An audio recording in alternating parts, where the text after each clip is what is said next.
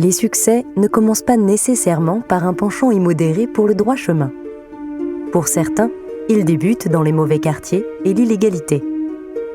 On n'entre pas comme ça chez eux. Attention Tollard vous ouvre leurs portes d'une forme de réhabilitation parfois singulière. Le prisonnier le plus dangereux du Royaume-Uni a forgé sa réputation derrière les barreaux.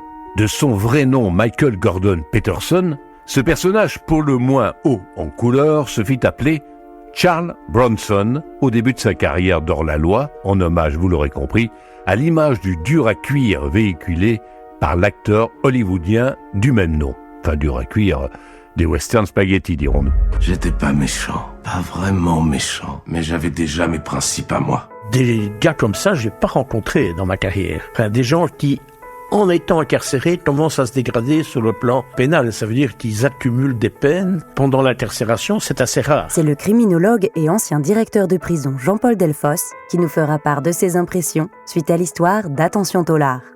Michael Gordon Peterson a 22 ans lorsqu'il atterrit casse-prison. C'était en 1974 ou 74 pour certains. L'homme est depuis près de 50 ans toujours incarcéré en quartier de haute sécurité. Un demi-siècle derrière les barreaux pour un vol à main armée. Mais pourquoi donc depuis tout ce temps? Et pendant que j'y pense, je suis bien venu au monde sous le nom de Michael Peterson, mais je le quitterai sous mon nom de scène. Charlie Bronson. Je vais vous raconter son histoire avec, pour le récit, la collaboration d'Alessandra D'Angelo et de Claudio Bolzonello. Bienvenue à vous et merci de nous suivre.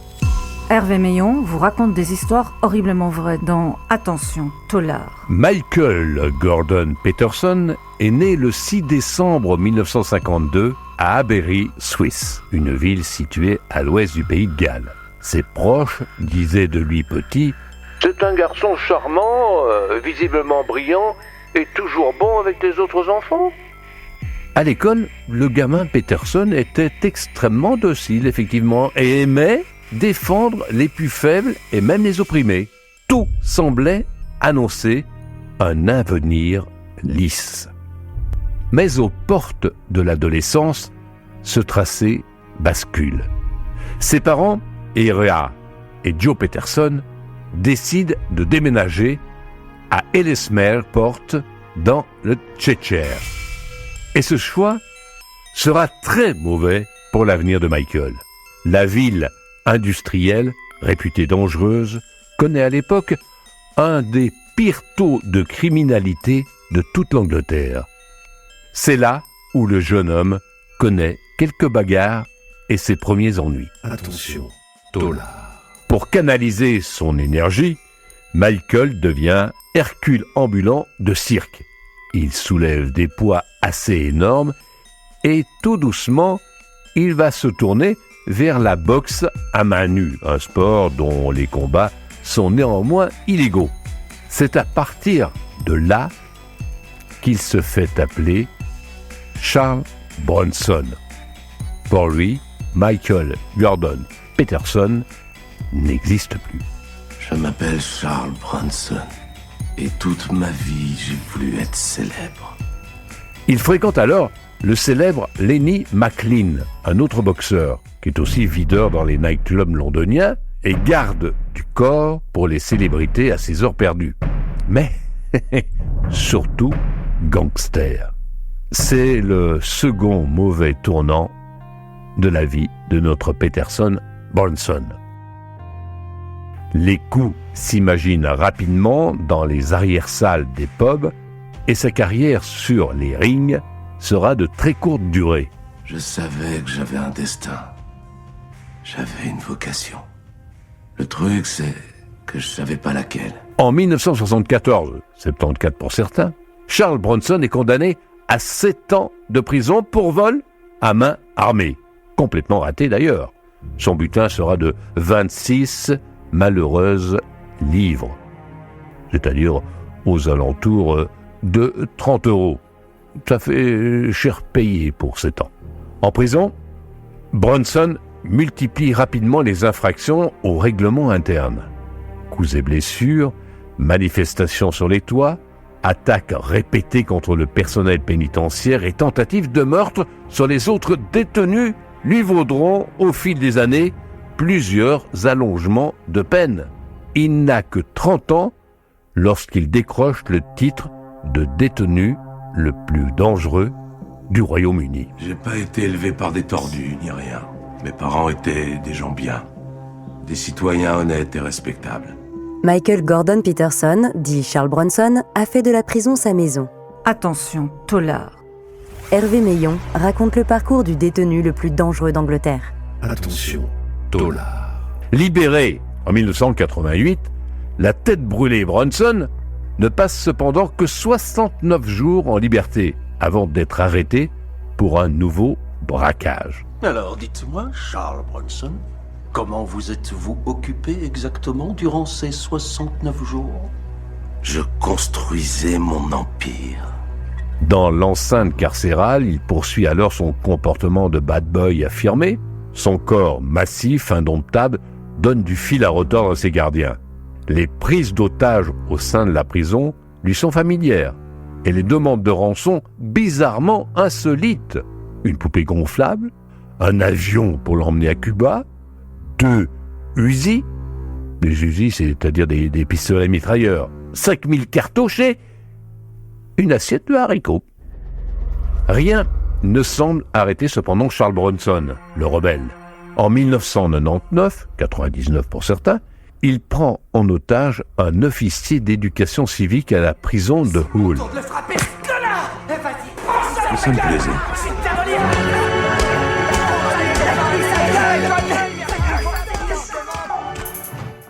Il est alors filmé par des caméras de vidéosurveillance en train de chanter à tue-tête « Yellow Submarine, Yellow Submarine », se promenant et battant la mesure avec une lance de fortune, détruisant tout sur son passage. « Yellow Submarine, Yellow Submarine ». Attention, tôlard. Raconté par Hervé Meillon. De Michael Gordon Peterson à Charles Bronson. L'année suivante, c'est le coup de trop. Le forcené est âgé de 48 ans et pas le moins du monde calmé. Et il écope de la réclusion criminelle à perpétuité pour avoir tenté d'assassiner son professeur d'art venu lui donner des leçons dans sa cellule. Tout ce qu'il parviendra à faire, c'est lui peindre la célèbre moustache de Dali sur le visage avant que les gardiens n'interviennent. Bon! Autant dire qu'il est dans une sacrée merde! Je crois que vous feriez mieux d'envoyer quelqu'un pour sortir de là!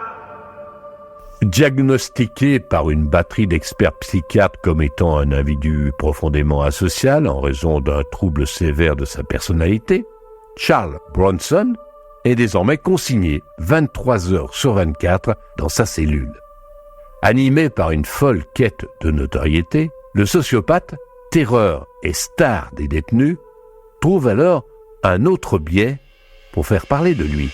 Il décide d'écrire ses mémoires, qu'il vend un pont d'or, et il va se lancer dans la poésie. Et vous avez bien compris, dans la poésie. Attention, tôlard.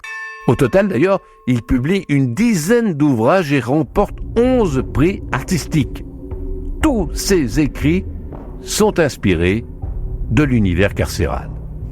Mais c'est en 2022 qu'il décroche le jackpot en publiant Solitary Fitness, un ouvrage qui propose des techniques de musculation avec un minimum de ressources et dans un espace confiné.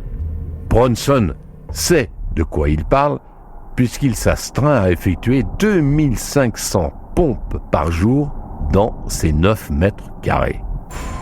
Depuis une dizaine d'années, il se consacre à l'art. Ses œuvres sont uniques en leur genre du moins, et elles ont été exposées dans le monde entier. Cependant, à cause de son comportement violent, Charles Bronson aura connu en 5 décennies plus de 120 transferts dans des établissements pénitentiaires et plusieurs passages en psychiatrie pénale.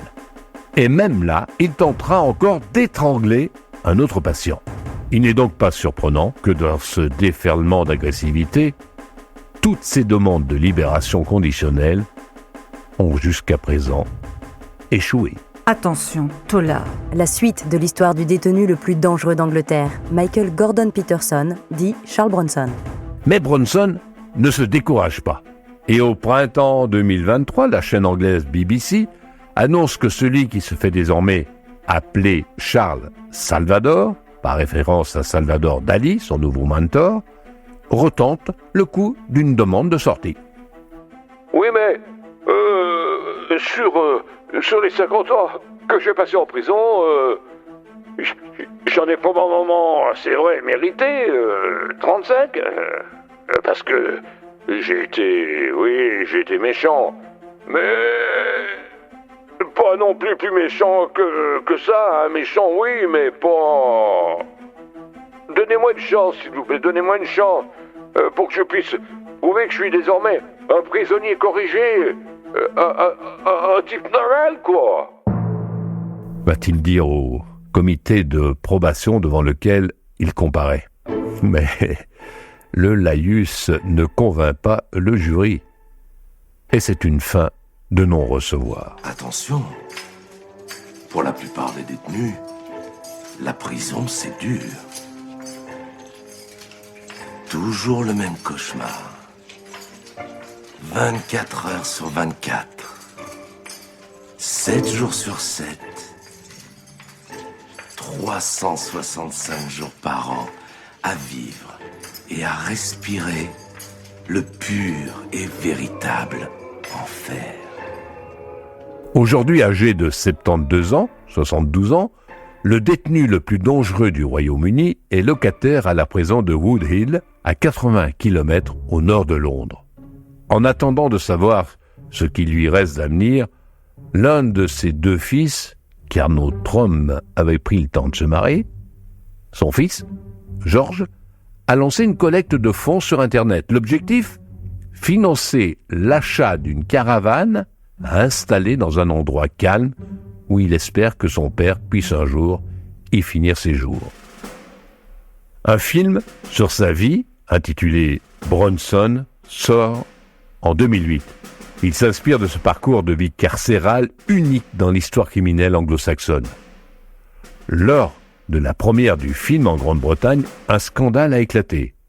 Une personne a diffusé une bande audio qui s'est révélée être un message enregistré par le vrai Michael Peterson à propos du film qui allait être projeté. Étant sous le coup d'un régime carcéral spécifique, beaucoup se demandent encore comment un tel enregistrement avait pu sortir de prison sans l'accord du ministre de l'Intérieur. Charles Bronson Peterson, finalement, se sent bien en prison. Il s'est fait une raison. Vous voyez, moi j'ai jamais eu l'impression d'être dans une cellule, une cage ou une boîte.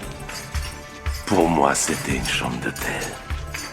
Et le système de l'organisation de la prison, extrêmement autoritaire, lui convient tout à fait. Attention, Tollard. Rangé des voitures, il n'a plus de comportement violent et a été diagnostiqué sain d'esprit. Quoi qu'il en soit, le rêve de popularité de Michael Gordon Peterson, devenu Charles Salvador Bronson, s'est réalisé. On le surnomme par sympathie maintenant Charlie.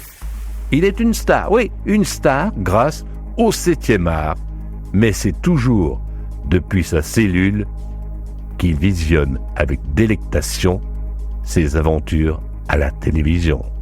Car aller au cinéma n'est pas encore au programme. Ah, et pendant que j'y pense, je suis bienvenu au monde sous le nom de Michael Peterson, mais je le quitterai sous mon nom de scène. Charlie Bronson. Attention, Tollard. Charlie, c'est mon alter ego. Michael Gordon Peterson, dit Charles Bronson, a fait de la prison sa maison. Elle est le lieu de l'inspiration de nombreux poèmes qui font sa renommée.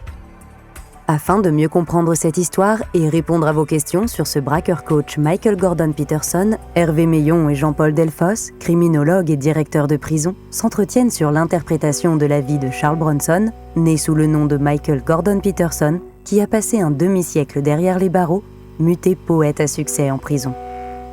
Donc nous sommes chez Jean-Paul Delfosse, chez lui. Il a été directeur de prison pendant plus de 30 ans et je suis heureux que vous ayez accepté mon invitation, Jean-Paul Delfosse. Bonjour. Bonjour. Alors cette histoire vous a bouleversé ? Elle ne m'a pas bouleversé en tant que tel, elle m'a interpellé en tant que criminologue, parce que c'est quand même un cas particulier et typique. Des gars comme ça, j'ai pas rencontré dans ma carrière. Enfin, des gens qui, en étant incarcérés, commencent à se dégrader sur le plan pénal. Ça veut dire qu'ils accumulent des peines et leur peine augmente pendant l'incarcération. C'est assez rare. Généralement, soit les gens sortent après un certain temps et recommettent des délits, et donc ils reviennent, mais pas dans la prison. Ça, c'est très très rare. Et cette prison, à un certain moment, eh bien, ça devient pratiquement sa maison. Il n'a même plus envie d'en sortir. C'est un cas qui doit être régulier pour ceux qui ont des longues peines. Oui, ça c'est vrai. Je trouve que les longues peines que j'ai côtoyées, j'en ai côtoyé beaucoup, ont de temps en temps tendance à s'adapter au mur, comme je dirais. Je me souviens d'un détenu néerlandophone, peu importe, mais qui nettoyait très bien. Eh bien, il faisait le tour des prisons pour aller nettoyer partout. Ça l'intéressait. À la prison, c'était son truc. Et donc, je me dis que quelque part, les longues peines ont des problèmes par rapport à ça. Ceci dit, ce n'est pas vrai pour toutes. Ceux qui veulent s'en sortir, ils ont généralement envie de s'en sortir en voulant s'en tirer à force de réinsertion. Et la réinsertion commence à la prison. Chaque fois que j'interviewe quelqu'un qui a côtoyé de très très près les prisons, des juges ou autres, ils disent que le système carcéral belge est horrible. Vrai ou faux ? C'est vrai. Ceci dit, c'est pas le seul. Attention, tolard. Nous sommes avec Jean-Paul Delfosse. Il a été directeur de prison pendant 30 ans. Sa force, c'est qu'il était criminologue au moment où il est rentré en fonction de directeur de prison. Vous avez remarqué que dans l'histoire de Charles Bronson, à un certain moment, il abandonne son nom. Il s'appelle au départ Michael Gordon Peterson et il devient Charles Bronson. Est-ce que ça vous est arrivé dans votre carrière, des prisonniers qui sont incarcérés sous une certaine identité et qui veulent changer d'identité ? Oui, ça m'est arrivé. Et surtout pour des gens qui avaient une profession publique importante. Je pense à procureur général, c'est pas triste, ou des choses comme ça, et qui voulaient changer de nom, et donc ça c'est une procédure assez lourde, et pour s'en sortir aussi. C'est un drôle de personnage quand même, parce qu'il commet des délits à l'intérieur même de la prison. Est-ce que vous avez été victime, vous aussi, de ce genre de choses en tant que directeur de prison ? Révolté, oui, ça j'ai connu. J'ai été menacé 3 fois d'être pris en otage, donc c'est pas idiot. Mais pour donner une anecdote, la première fois, ça m'a surpris. Parce que c'était une femme qui est entrée très gentiment dans mon bureau pour, soi-disant, me parler de son mari, ce qui était vrai d'ailleurs, et qui après a brandi un couteau. J'ai été pris en otage aussi par des gens qui voulaient sortir. Chaque fois, c'est des gens qui voulaient sortir. Et qui étaient décidés par des armes ou par d'autres choses qu'ils avaient fait rentrer. Et qui est décidé... À ce moment-là, on rigole plus, on est dans un autre milieu, mais ça n'a jamais été plus loin que des tentatives. Est-ce que les gardiens de prison sont des gens bruts ou pas ? Quel est le profil d'un gardien de prison ? Parce que Bronson a l'air de se venger à un certain moment de gardien de prison. Dans ma carrière, j'ai été plusieurs fois jury de recrutement du personnel pénitentiaire. La demande d'études est très faible. Le recrutement était difficile quand même. Il faut dire qu'on analysait ça avec des psychologues, avec des gens, on essayait de voir si le gars avait des qualités pour pouvoir survivre. Justement, c'est quoi les qualités d'un bon gardien ? C'est d'être quelqu'un de calme, d'être quelqu'un d'ouvert à la discussion et de ne pas être violent. Les agents pénitentiaires que j'ai connus étaient des braves types qui essayaient de s'en tirer. Ceci dit, le métier n'est pas drôle. Quand j'ai commencé ma carrière, les agents pénitentiaires faisaient le préau des détenus avec eux, en marchant. C'est-à-dire la promenade. Ça a été interdit. Et je trouve que ça a été l'erreur. Parce que là, on a mis les gens d'un côté et les gens de l'autre, et on a reclassé des gens autrement, et le personnel pénitentiaire s'est senti une obligation de contrôle. On peut sous-entendre que vous êtes pas spécialement pour les prisons. Est-ce qu'elle sert à quelque chose, vous qui l'avez vécu pendant 30 ans en tant que directeur ? Alors la prison sert à quelque chose. Je crois que oui. À condition qu'on y mette de la prévention et de la réinsertion. on est loin du compte. Parce que réinsérer des détenus, moi je m'en suis occupé, c'est pas de la tarte à la crème. C'est possible, mais ça demande un investissement énorme. Vous l'avez entendu dans l'histoire de Michael Gordon Peterson, Charles Bronson. Il y a une dame qui vient lui donner des cours de poésie, lui apprendre un peu la poésie, mais il la prend pratiquement en otage à un certain moment. Oui, ça m'a surpris, parce que nous avons eu une dame qui est venue faire des cours de théâtre à la prison. Elle a fait ça de manière extraordinaire, à tel point qu'elle a monté 2 pièces, et une des pièces qui m'a sidéré, c'est qu'elle a pris le type, excusez-moi l'expression, mais un peu le plus bénet de l'aventure. Le plus biais, quoi. Le plus biais, qui était assez analphabète, et qu'elle a réussi à faire du théâtre. Quand on a vu la fin de cette présentation, on avait tous les larmes aux yeux, parce que le gars, c'était la victoire pour lui, et c'était la victoire pour les autres d'avoir réussi à ce que ce type s'en sorte. Attention, Tollard. Afin de mieux comprendre cette histoire et répondre à vos questions sur Michael Gordon Peterson, l'homme le plus dangereux du Royaume-Uni, devenu un poète reconnu, Hervé Meillon reçoit Jean-Paul Delfosse, directeur de prison durant 30 ans. Dans l'histoire de Charles Bronson que vous avez entendu, donc il s'en est quand même sorti grâce à cela, dans sa tête du moins. Si vous voulez, par rapport à Bronson, la chose qui m'a surpris, c'est les gars qui sont sortis de chez moi en ayant publié ou en ayant fait de la poésie et écrite eux-mêmes, ne se sont jamais vantés qu'ils étaient détenus. Tandis que lui s'en sert comme publicité. Oui. Ça m'a surpris. Je me suis dit, c'est pas d'habitude comme ça se passe. Enfin, comme moi, j'avais l'habitude de voir. Donc c'est un forcené quand même assez violent qui n'obtiendra jamais, Charles Bronson, de remise en liberté. Ça, c'est difficile à dire parce que je ne connais pas bien le système carcéral anglais au niveau des libérations conditionnelles et de la manière de sa procédure.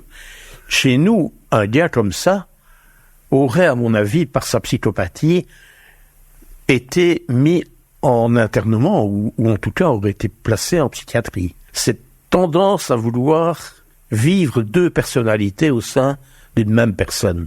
C'est quelqu'un qui pourrait récidiver à une vitesse de V'. Et c'est ce qui fait peur à toute les libérations.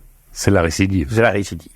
Pourtant, au départ de sa vie, le gamin Peterson est un garçon charmant, c'est un garçon brillant, c'est un garçon qui est même bon avec les autres enfants.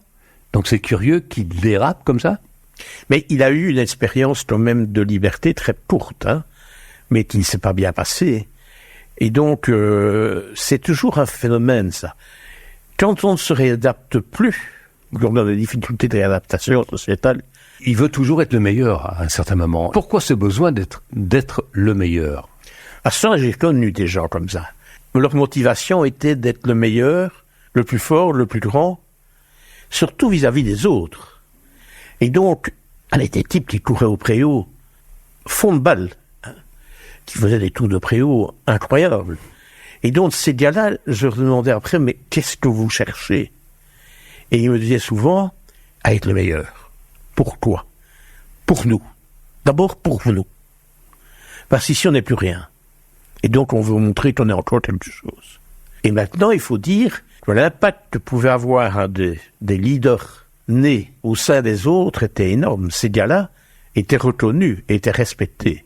En interne dans la prison, il fait des demandes assez curieuses, par exemple. Il demande une poupée gonflable, il demande une assiette de haricots. Les demandes qu'on reçoit quand on est directeur. Oui, quelles sont-elles? Elles sont vraiment de toutes sortes.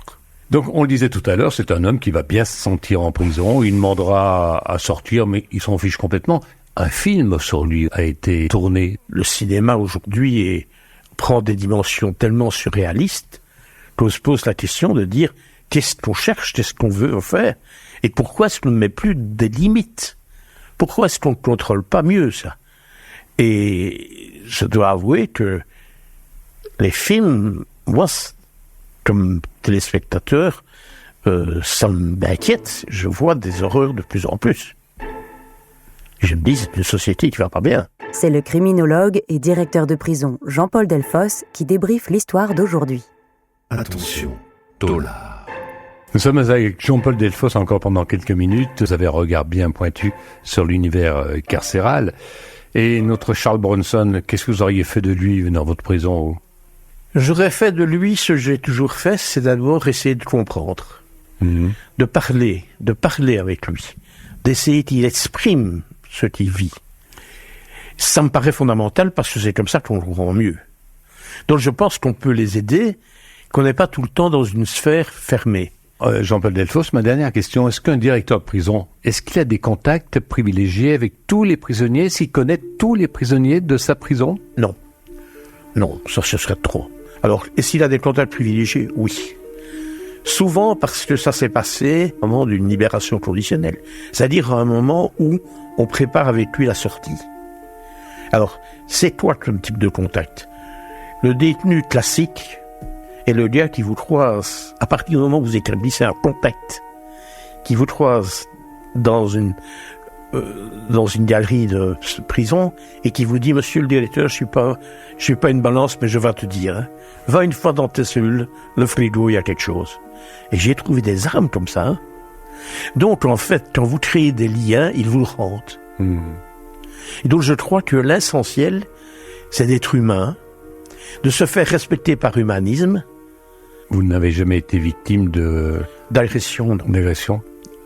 Ou victime de révolte de la part des prisonniers? Non. D'évasion? Oui. Mais ça, des évasions, c'est classique. Je dirais que moi, je comprends ça. Vous avez été un directeur de prison heureux, alors? Oui. Ça me passionnait. Mon but étant, et a toujours été le même, c'est d'essayer d'aider ces détenus. J'avais vraiment comme philosophie de les aider. Et comment fait-on ça? Eh bien, le régime le permettait, mais aussi en créant... J'ai créé le volleyball à la prison, on a joué en championnat de Belgique. Vous avez des contacts encore avec certains prisonniers que vous aviez à l'époque? Oui. Et ils vous disent quoi? Mais maintenant, ils me parlent d'homme à homme, c'est assez étonnant. Mais beaucoup me demandent encore des avis. S'ils me disent: écoute, j'ai ceci comme problème, qu'est-ce que je ferais, etc. Et je trouve que c'est intéressant d'avoir ce rapport. Merci beaucoup Jean-Paul Delfos. Donc je rappelle que vous étiez directeur de prison pendant plus de 30 ans. Est-ce que ça vous a donné envie de voir le film sur Bronson? Oui. Oui, c'est vrai? Oui. Vous penserez à nous en voyant ce film. Merci de nous avoir reçus ici chez vous. Et puis vous, chers amis, on se retrouvera très très prochainement pour une prochaine histoire d'Attention Teulard. Je m'appelle Charles Bronson et toute ma vie j'ai voulu être célèbre.